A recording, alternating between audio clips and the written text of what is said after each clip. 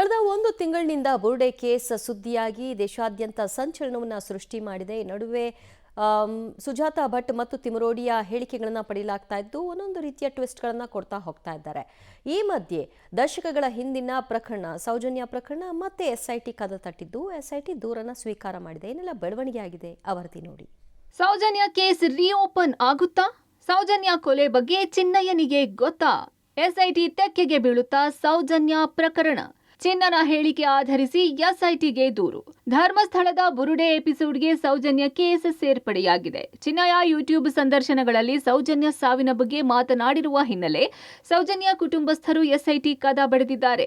ಬೆಳ್ತಂಗಡಿಯಲ್ಲಿ SIT ಕಚೇರಿಯಲ್ಲಿ ಸೌಜನ್ಯ ತಾಯಿ ಕುಸುಮಾವತಿ ಹಾಗೂ ಕುಟುಂಬಸ್ಥರು ದೂರು ಸಲ್ಲಿಸಿದ್ದಾರೆ.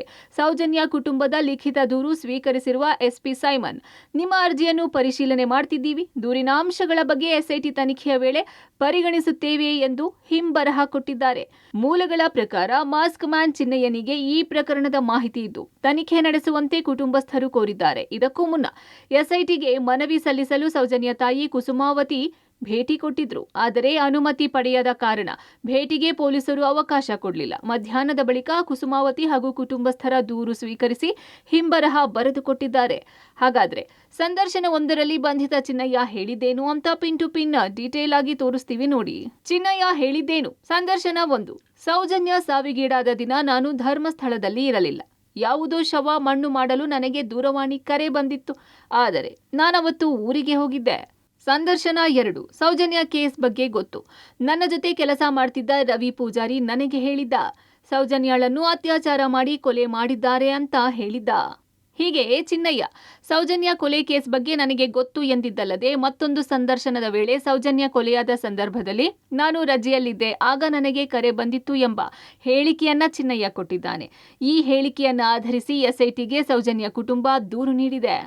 ಸೌಜನ್ಯ ಕುಟುಂಬ ದೂರಿನಲ್ಲಿ ಏನಿದೆ? ರವಿ ಪೂಜಾರಿ ಎಂಬಾತ ಸೌಜನ್ಯ ಕೊಲೆ ಅತ್ಯಾಚಾರಕ್ಕೆ ಕಾರಣವಾದವರ ಹೆಸರನ್ನ ಚಿನ್ನಯ್ಯಗೆ ಹೇಳಿದ್ದ. ಅಪರಾಧಿಗಳು ರವಿ ಪೂಜಾರಿಗೆ ಹಣ ಕೊಟ್ಟು ನಂತರ ಕಚೇರಿಯಲ್ಲಿ ಕೊಂದಿದ್ದರು ಅಂತ ಚಿನ್ನನ ಅಕ್ಕ ರತ್ನ ವಿಚಾರಣೆಯಲ್ಲಿ ಹೇಳಿದ್ಲು. ಸೌಜನ್ಯ ಶವ ಸಿಕ್ಕ ಸ್ಥಳದಲ್ಲಿ ಆತ ಹಲವಾರು ಶವ ಹೂತು ಹಾಕಿದ್ದ. ಅಲ್ಲಿ ಸೌಜನ್ಯ ಶವ ಹೂತು ಹಾಕಲು ಸಂಚು ನಡೆದಿರುವ ಸಾಧ್ಯತೆ ಇದೆ. ಸೌಜನ್ಯ ಅತ್ಯಾಚಾರ ಹಾಗೂ ಕೊಲೆಯ ಅಪರಾಧಿಗಳ ಬಗ್ಗೆ ಚಿನ್ನಯ್ಯನಿಗೆ ಮಾಹಿತಿ ಇರುವ ನಿಟ್ಟಿನಲ್ಲಿ ಚಿನ್ನಯ್ಯನಿಗೆ ನಾರ್ಕೋ ಪರೀಕ್ಷೆಗೆ ಒಳಪಡಿಸಬೇಕು ಅಂತ ಸೌಜನ್ಯ ತಾಯಿ ಎಸ್ಐಟಿಗೆ ದೂರು ಸಲ್ಲಿಸಿದ್ದಾರೆ. ಸೌಜನ್ಯ ಕೇಸಿನಲ್ಲಿ ಏನಾಗಿದೆ? 13 ವರ್ಷಗಳ ಹಿಂದೆ ಅಂದ್ರೆ 2012ರಲ್ಲಿ ಸೌಜನ್ಯ ಹತ್ಯೆ. ಕಾಲೇಜಿನಿಂದ ಬರುತ್ತಿದ್ದ ಸೌಜನ್ಯ ನಾಪತ್ತೆ. ಮರುದಿನ ಕಾಡಿನಲ್ಲಿ ಸೌಜನ್ಯ ಶವ ಪತ್ತೆ. 2013ರಲ್ಲಿ ಸಿಬಿಐ ತನಿಖೆಗೆ ವಹಿಸಿದ್ದ ಸಿದ್ದು ಸರ್ಕಾರ. 2023ರಲ್ಲಿ ಸಾಕ್ಷ್ಯಾಧಾರ ಕೊರತೆಯಿಂದ ಆರೋಪಿ ಖುಲಾಸೆ. 2024ರಲ್ಲಿ ಮರು ತನಿಖೆಗೆ ಮತ್ತೆ ಹೈಕೋರ್ಟ್ ಮೊರೆ. ಮನವಿಯನ್ನು ಪುರಸ್ಕರಿಸದ ಹೈಕೋರ್ಟ್. ಸೌಜನ್ಯ ಕೇಸ್ನಲ್ಲಿ ಅನುಮಾನ ಏಕೆ? ಸೌಜನ್ಯ ಕೇಸ್ನಲ್ಲಿ ಆರೋಪಿ ಯಾರು ಅಂತ ದೃಢಪಟ್ಟಿಲ್ಲ. ಖುಲಾಸೆಗೊಂಡ ವ್ಯಕ್ತಿ ಅಲ್ಲದಿದ್ದರೆ ಮತ್ಯಾರು? ಪ್ರಕರಣ ನಡೆದು 13 ವರ್ಷವಾದರೂ ಇನ್ನೂ ಅನುಮಾನ.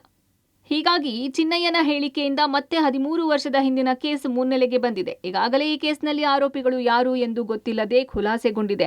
ಇದೀಗ ಮತ್ತೆ ಚಿನ್ನಯ್ಯನಿಂದ ಪ್ರಕರಣ ಮುನ್ನೆಲೆಗೆ ಬಂದಿದೆ.